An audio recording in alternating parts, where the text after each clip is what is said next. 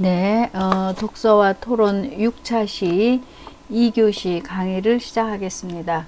아까 1교시에서는 문학의 기능 중에서 아주 중요한 쾌락적 기능 가기 전에 그 교시적, 교훈적, 주제적인 측면에서 아주 중요한 그 교훈적 기능을 공부했습니다. 이제 2교시에서는 아까 당이설 말씀드린 것처럼 아무리 그 속에 좋은 걸 갖고 있다고 하더라도 너무 좋은 것만 지속되는 것도 우리 인간이 참고 견디지 못하죠. 그래서 그 좋은 것을 강조하기 위해서는 사이사이에 쾌락이라는 말은 재미입니다. 즐거움. 저는 참 이 쾌락, 재미, 즐거움 이 단어를 굉장히 개인적으로는 정말 좋아합니다. 뭘 하든지 공부를 해도 재미가 있어야 되고, 내가 어떤 친구를 만나도 재미가 있어야 되고, 즐거움이 있어야 지속적으로 오래도록 하게 되죠. 그러니까 책을 읽어도 우선 재미가 있어야 손에서 책을 놓지 않고, 또 여러분들 전자 책도 그렇게 읽게 되죠. 그런데 재미가 없으면 정말 졸립고 손에서 놓게 되는 겁니다. 그래서 이 쾌락이라는 말을 우리말로 저는 즐거움, 재미, 우리말 참 좋죠. 그래서 그 첫 번째 줄에 교시의 기능, 교화시키는 힘 인정해요. 책 읽고 나서 저렇게 살면 안 되겠구나. 교훈적인 거, 훈계적인 것도 인정을 하면서, 그래서 그걸 읽고 나면 인간이 올바른 쪽으로 이렇게 변화되는 그런 것도 인정을 하면서, 그래도 우리가 하는 모든 행위는 즐거워야 되고, 재미가 있어야 되고, 기뻐야 되고, 웃음도 있어야만이 지속적으로 그것을 밀고 나가지지 않을까. 정말 외면할 수 없는 저는 진리라고 봐요. 그래서 우리가 하는 정말 모든 종류의 일을 하면서도 내가 이 일에서 돈 벌어서 우리 여자친구, 우리 남자친구와 맛있는 것도 사 먹어야지. 이런 즐거움, 기대, 기쁨. 그러니까 일이 막 힘들지 않고 즐거워지는 거예요. 요리 막 힘들고 막 어렵게만 생각하는 것이 아니라 하나 해서 저녁 때 식구들한테 먹일 생각을 하니까 참 기쁘다, 좋다. 이런 거 우리 절대로 외면할 수 없죠. 그래서 이제 알렉산더 대왕의 스승이었다고 하는 아리스토텔레스, 우리의 그 인류 문화에 많은 그 좋은 책으로 기여를 하고 있는 시학이라는 책에서 보면 아리스토텔레스가 모방 이론, 이 미메시스 이론이라 그래서 모방은 제2의 창조다. 그래서 실제보다 더 즐거운 창조를 가능하게 하는 것이 바로 이 모방 이론입니다. 제가 제자들한테 또 시험 문제 낼 때 성대모사냐 성대묘사냐 이거 물어보거든요. 그러면 누군가의 흉내를 낼 때 거의 비슷하게 똑같이 내는 것이 묘사하는 것이 아니라 모예요. 모사. 모사는 정말 우리가 팩스 보내면 내용이 똑같이 가야지 팩스 내용이 바뀌면 안 되잖아요. 한자말로 팩스를 모사라고 하거든요. 모사예요. 모방. 그래서 모방이 참으로 즐거운 행위인 것이 요즘 텔레비전에서 안 하는 것 같은데, 제가 그 전에 즐겁게 본 프로 중에서 히든싱어 기억나시는 친구들 있을 겁니다. 모방이 얼마나 즐거운 쾌락 행위인지 예술이 된다는 것을 저는 입증한 프로그램 같아요. A라는 가수가 있다. 그러면 그 가수하고 비슷하게 커튼 뒤에서 불렀을 때 진짜가 누구냐를 이렇게 골라내는 거죠. 그래서 언젠가 그 조성모 편에서 보니까 진짜 조성모가 부르는 거는 오히려 아니라고 하고, 가짜 조성모를 진짜 조성모라고 이렇게 찍고 나머지 탈락시키는 거, 이런 거 보고 얼마나 즐겁습니까? 그러니까 이 모방은 우리가 인간이 태어나면서부터 제일 먼저 흉내내는 거죠. 모방. 그러니까 그 부모 된 자의 모든 것을 보고 배우고 자라는 것이 어린 아이이기 때문에 가장 1차 스승이라고 할 수 있는 집에서 그 부모의 역할. 저는 다른 학과에서 부모 교육론이라는 강의가 있어서 부모 교육은 어떻게 하는 건가 이러고 한번 의아심을 가진 적이 있는데, 이런 아리스토텔레스의 시학을 공부하면서 모방이라는 것이 얼마나 우리에게 중요한가. 그러니까 제가 처음에 우리 어렸을 때 여러분들 초등학교 교무실에서 선생님이 이렇게 교탁 위에 화분 뭐 예쁜 거 하나 꽃병 올려놓고 그림을 그리세요 하면은 대부분은 비슷하게 그리려고 노력하고 애를 많이 쓰죠. 그러면 100장 그린 사람과 1장 그린 사람은 정말 그림의 내용이 달라져요. 이 모방을 수십 번, 수천 번 해본 다음에 이제 마지막에 내가 내 이름 석자를 걸고 그림을 그릴 때는 그것을 기초로 해서 자기 나름의 창의적인 행위로 나갈 수 있는 것이죠. 그래서 이 모방 이론을 정말 중요하게, 모방이 제2의 창조라고 할 정도로, 그래서 이 모방의 단계가 단순한 흥미나 오락 위주의 그런 관능적인 그런 것에서 멈추는 것이 아니라, 비이성적인 쾌락만 추구하는 것이 아니라 즐거움, 기쁨을 주는 미학적인, 미적인 그런 쾌락의 경지까지도 달성할 수 있는 것이 바로 이 쾌락적 기능에서 중요하게 나타나는 이제 모방 이론, 모방 행위 하나 이제 공부했습니다. 자, 그러면 그냥 우리가 쾌락이라고만 했는데 쾌락의 종류에 대해서도 한 번쯤 우리 책에 실려 있는 것을 중심으로 해서 이제 이렇게 정리를 해보면 3가지를 제시하고 있습니다. 쾌락이라는 말은 즐거움, 행복, 그런 단어죠. 쾌할 쾌, 통할 쾌, 락, 즐거울 락. 그래서 첫 번째는 관능적인 쾌락, 두 번째는 감각적인 쾌락, 세 번째는 지적인 쾌락입니다.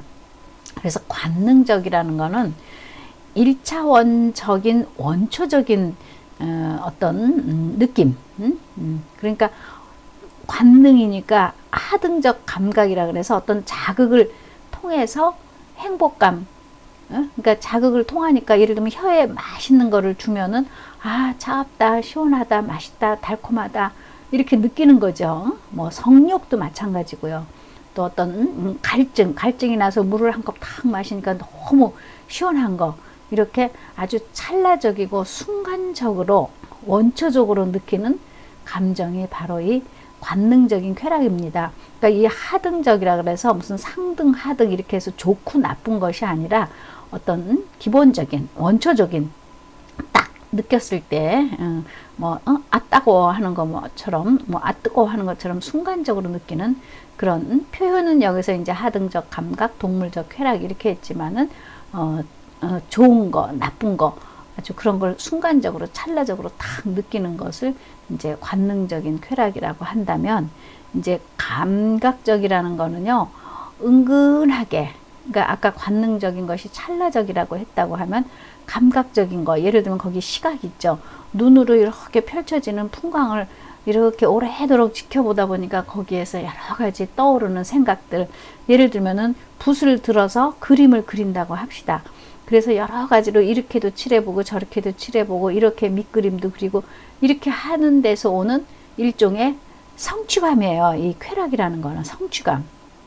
또 제가 여기 청각을 얘기했는데 청각 듣는 거죠. 기타, 처음에 기타 뭐 도레미파 이렇게 처음 기초할 때와 그걸 다 띄고 나서 이제 어떤 하나의 연주를 할 때 어떤 그 이미지가 막 불러일으켜지면서 다양하게 번져오는 감각적인 은근함, 만족함, 행복감. 아, 이것도 굉장히 우리 인간에게 있어서 중요하죠. 그러니까 이 관능적이고 감각적인 그런 것을 통해서 이제 이 두 가지가 있다고 하면은 그거는 이제 어떤 정서적으로 또 혹은 정말 피부에 와 닿는 그런 느낌적인 걸로 우리가 생각하는 쾌락적인 즐거움, 기쁨, 행복감이라고 한다면 이제 역시 세 번째 지적인 쾌락이에요. 그래서 저는 여기서 굳이 말하면 지적인 쾌락이라는 것은 정말 교훈적인, 교시적인 거, 지식적인 거, 지혜적인 거, 이성적인 거, 합리적인 거, 이런 것에서 우리 굉장히 기쁨, 그 정말 고차원적인 하등적이 아닌, 그러니까 하등적인 거는 그냥 피부로 일차적으로 느낀다고 하면 지적인 어떤 이성, 지성, 뭐 최고의 경지가 얼마 전에 2월 달에 돌아가신 그 이어령 선생님께서 영성이라는 그런 표현도, 영혼에서 느끼는 감성, 이런 표현도 쓰셨지만 최고의 경지라고, 그러니까 인간의 이지, 어떤 이성적인 거, 지적인 거, 이런 걸 통해서 진리는 지속적, 영속적인 거, 오늘은 진리고 내일은 진리가 아닌 게 아니죠. 또 서양에서는 진리인데 우리는 진리가 아닌 것이 아닌 거. 서양 사람이나 동양 사람이나 옛날이나 지금이나 사람은 착하게 살아야 된다. 이거는 진리죠.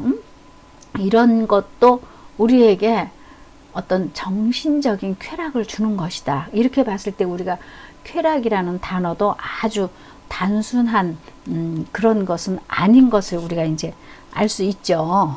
그래서 이제 1차 아까 1교시에서 지적인, 그 교훈적인, 훈시적인, 훈계적인 그런 것과 정말 쾌락설, 즐거움, 행복감, 기쁨, 쾌감, 이런 것을 직접적으로 느끼는 관능적인, 감각적인 이 종류를 함께 이제 비교를 해봤을 때, 다음 우리 책에서 이제 종합적인 기능이라는 말을 썼습니다. 그 책에 이제 68, 69쪽에 가면은 이제 어떤 그 결론적인 걸로 이제 우리들에게 제시를 하면서 우리 제자들도 나는 책을 읽을 때 막 교훈적인 책이 더 좋다.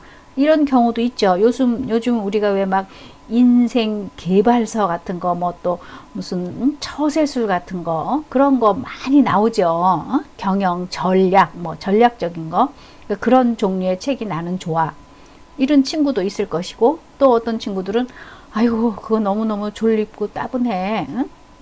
그런 거보다는 나는 아주 즐겁고 기쁨만 주는 그런 또 말초적인, 관능적인, 말초적인, 본능적인, 또 감각적인 그런 쾌락적인 기능이 있는 책이 나는 또 더 좋아. 이거 우리가 이제 문학이고 독서니까 독서를 어떤 종류의 책을 내가 손에서 놓지 않을 것인가. 저는 어느 쪽이 더 우세하다라고 이렇게 절대로 말하고 싶진 않아요. 둘 다 필요한 것이지만 이제 여기서 세 번째 1, 2, 3번으로 그 둘을 어떻게 좀 잘 적절히 버무릴 것인가, 적절히 안배를 할 것인가. 그러니까 다시 말하면 재미, 즐거움도 있으면서 또 다 읽고 나니까 어떤 교훈적인 것도 은근히 찾아지는 거예요. 그러니까 참 제가 이렇게 말은 쉽게 하지만 한 작품을 읽고 나서 우리 제자들이 그 두 가지가 적당히 잘 버무려진, 잘 조화된, 잘 섞여 있는 작품이다. 이렇게 참 판정, 판단, 비판, 평가하기가 쉽지는 않고, 쉽지 않듯이 작가도 이런 이론을 기본으로 해서 작품을 하나로 잘 날줄 시줄을 엮어서 하나의 그 완성작으로 만들어낸다는 것이 정말 쉽지 않다는 것을 알 수 있죠. 그래서 여기 종합적 기능에서는 교시적인, 훈계적인, 교훈적인 기능하고 또 즐거움 주는 거, 기쁨 주는 거, 약간의 감각적인 거, 이런 쾌락적인 기능이 따로따로 떨어져서 작용한다고 하기보다는 작품 가운데 함께 상호 보족, 그 만족함을 보완해 주는 거, 보완이라는 말이 더 우리 제자들한테 가까이 와 닿죠.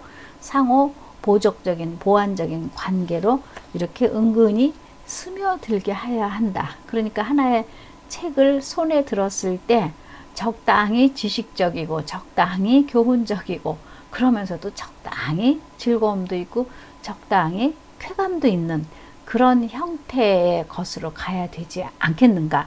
그래서 그 다음 줄에 가르치는 일, 가르치는 것이 교시적인 기능이죠. 쾌락설, 쾌락설.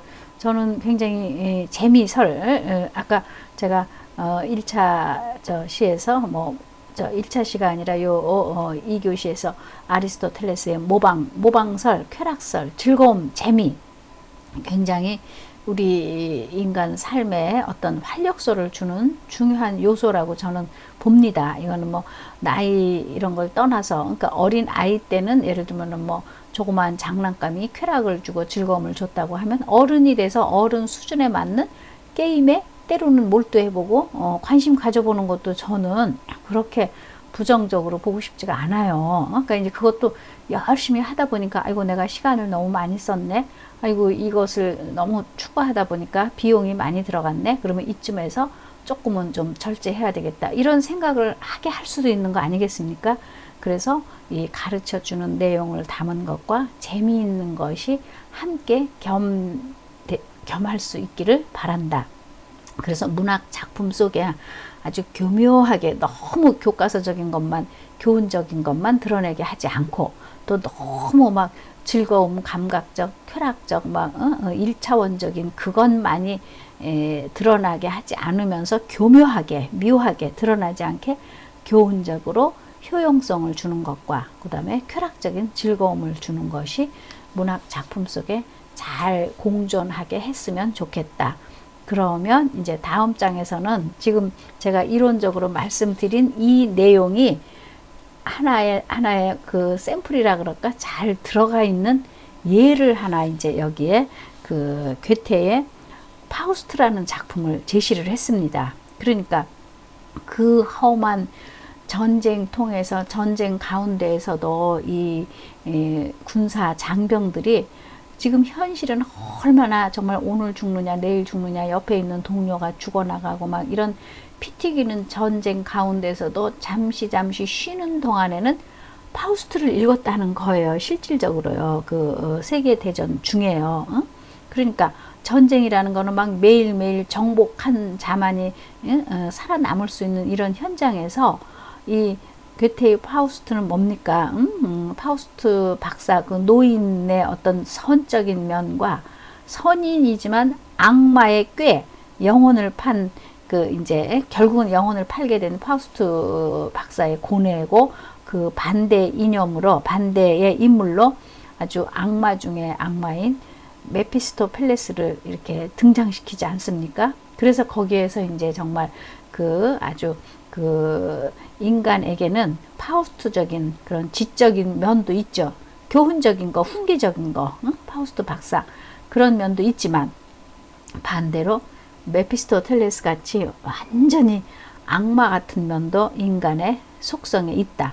그러니까 쾌락적인 거, 악마적인 그런 것과 그 다음에 지적인 거, 또 교훈적인 거, 이런 것이 같이 함께 지성적인 면, 이성적인 면과 쾌락적인 면이 함께 혼용된 이런 작품에 통해서, 작품의 인물을 통해서, 아 그래 인간이 그럴 수도 있고 또 그렇게 넘어가기도 하고, 또 그렇다고 완전히 막 악인으로만 또 인간이 점철되는 것도 아니고, 완전히 선인으로만 점철된 것도 아닌 그 둘이 적당히 혼용된 상태에서 우리가 읽으면서 잠시 지금 현재의 시름을 잊게 만드는 거.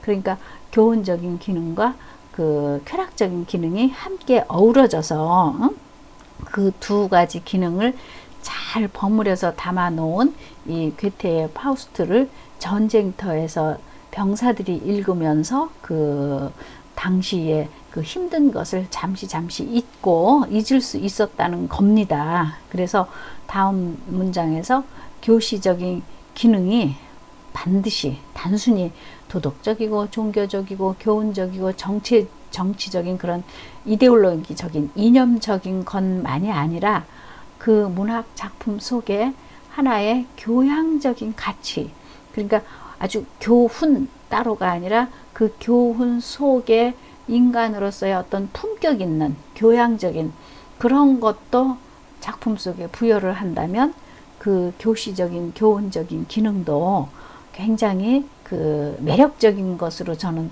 부각되어 오지 않을까 싶습니다. 그러니까 이제 포장을 어떻게 하는가가, 그래서 결국은 이것을 다 읽고 났을 때 교양적으로 저는 어떤 국가의 품격이라든지 또 여성의 품격 이런 종류의 제목의 책도 아주 깊이 있게 좀 제가 읽었던 기억이 나는데요. 정말 그 겉으로는 교시적이고 교훈적이지만 다 읽고 나니까 쾌감도 필요하지만 교양적인 인간으로서의 어떤 그 가치관을, 철학적인 것을 정립하고 지내는 것도 굉장히 중요하구나. 그래서 우리 제자들에게 제가 돈 참 좋죠. 돈이라는 것에 대해서도 각자 나름대로 철학적인 가치관 정립을 하십시오. 제가 이렇게 얘기를 해요. 많으면 많을수록 좋은 것인가? 때로는 돈이 너무 많아서 인간의 삶을, 존엄성을 오히려 더 억눌러 가지고 그 돈 때문에 우리 감옥에 가는 그런 종류의 사건, 그런 종류의 사람들도 많이 구경하지 않았습니까? 그런데 내가 돈을 가지고 잘 누릴 수 있고 부릴 수 있고 돈이 나한테 어떤 기쁨을 줬을 때 돈이 의미가 있는 것이지, 아까 제가 반대처럼 돈이 나를 누르면 결국은 돈이 나를 올가매는 것이 되듯이, 제가 또 우리 제자들에게 한번 말씀드린 것 같은데, 학기 초에 MT, OT 갔을 때 술에 대해서도 학점 이수를 맞춰라. 교과서적으로 우리가 강의실에서 이렇게 PPT로 혹은 온라인 대면 수업만으로 공부를 하는 것이 아니라 때로는 동아리나 그 서클 또 MT, OT 가서도 공부를 우리는 한다. 그랬을 때 내가 소주 한 잔이 정량인지 소주 두 잔이 정량인지 이런 것도 정립을 하고 넘어가라. 아까 돈에 대한 정립. 내가 지금 필요한 돈은 얼마만큼이고 내가 지금 또 벌 수 있는 건 얼마만큼이고, 그러면 그만큼을 가지고 내가 어떻게 정말 그 하이 퀄리티의 고질의 삶을 살 수 있을 것인가 정립하라고 하듯이, 술도 내가 술을 한 잔 먹었을 때 내가 갖고 놀 수 있고 기분이 좋아져서 술의 의미가 나한테 긍정적으로 와야지, 술이 인간을 지배하게 되면 요즘에는 그렇게 안 보이지만 어쩌다가 저는 이렇게 지하철 안에서도 혹은 지하철 그 플랫폼에서도 조금 이렇게 지쳐서 드러누워 있는 이런 사람들을 보면 참 마음이 안타까운 거예요. 아이고, 적당히 좀 술 먹고 추스려서 집에 갈 수 있었으면 좋았을 걸 저렇게 쭈그리고 앉아있네. 그거는 이제 술이 인간을 지배하게 된 경우죠. 그래서 우리 제자들에게 이 교훈적인 것과 더불어서 교양적인 가치 정립도 굉장히 중요하다는 그런 말씀을 몇 가지 예를 들어서 말씀을 드렸습니다. 그래서 우리 문학의 기능이라는 것은 무엇보다도 독자들에게 고차원적이면서 정신적인 즐거움을 주는 거, 지적인 쾌락이요.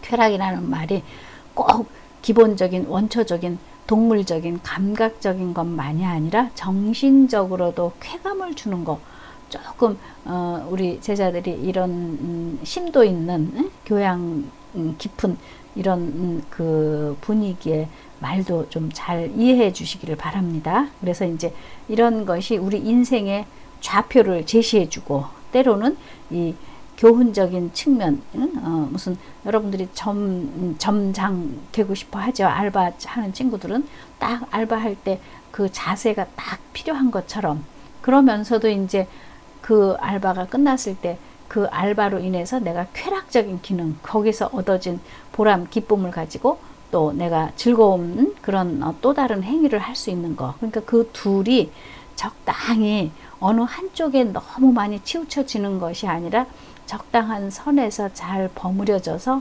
잘 조율되어서 그렇게 함께 나갈 수 있는 그런 형태로 우리가 인생도 그렇게 살아가고, 작품 속에서도 그런 형태를 이제 감상하고, 또 쓰는 사람도 그런 것을 잘 버무려서 그 글을 읽는 독자들이 그런 어떤 교훈적인 기능도 찾으면서 쾌락적인 기능도 함께 그 속에서 어우러질 수 있는 그런 작품 세계를 형성해 줘서 제시해 줬으면 좋겠다, 이런 생각입니다. 그래서 이번 주에 그 레포트는 그동안에는 제시한 그 4작품 중에서 한 작품 선택해서 이렇게 자기의 생각, 토론거리를 쓰라고 했는데, 이번에 이제 그 이론적인 지금 문학의 기능 중에서 중요한 것이 큰 틀에서는 교훈적인 기능과 쾌락적인 기능이죠. 그런데 우리 제자들이 생각했을 때, 아유, 나는 그래도 쾌락적인 것이 좀 더 많아야 돼, 아니면은 교훈적인 것이 더 많이 들어가야 돼, 이런 것을 자기의 관점, 자기 생각은 어떤지, 그리고 또 그동안에 어떤 책을 읽어봤더니 아주 쾌락적이었고, 그랬어도 괜찮고 교훈적인 인생관을 적은 책도 괜찮았다. 이런 것에 대해서 한번 생각한 것을 똑같은 요령으로 레포트 작성해서 이 클래스에 올려주시기 바랍니다. 오늘 6차시 강의 모두 마치겠습니다.